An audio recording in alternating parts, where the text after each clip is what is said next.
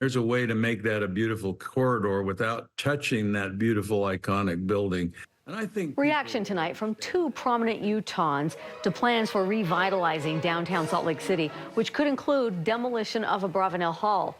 The reaction comes after a joint statement from the Salt Lake County mayor and the Smith Entertainment Group about the future of the Symphony's home. Utah philanthropist Spence Eccles gave KSL this statement, quote, "With creativity and collaboration, we can work together to support our city's healthy growth and support Utah's rich cultural history, including Abravanel Hall and the arts. What we must do first is come together as collective stakeholders to ask questions, listen, and build a plan that takes everything into consideration." And arts specialist Carol Makita talked with Richard Iyer, the community leader who led the bond election to build Symphony Hall.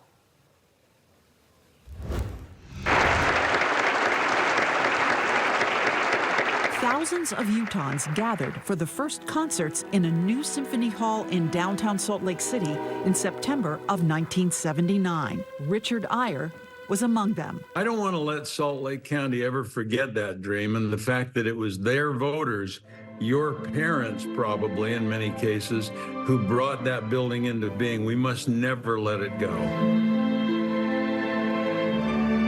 The beauty of the interior is matched only by its acoustics. We had the greatest acoustician in the world, a man named Cyril Harris from New York.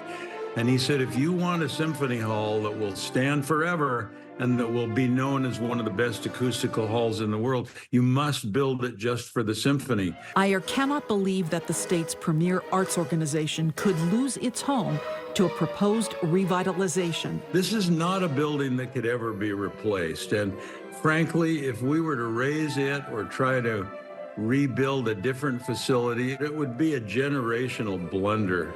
And people would regret it for decades. Symphony Hall became Abravanel Hall in 1983, named for the beloved maestro Maurice Abravanel, music director for 32 years.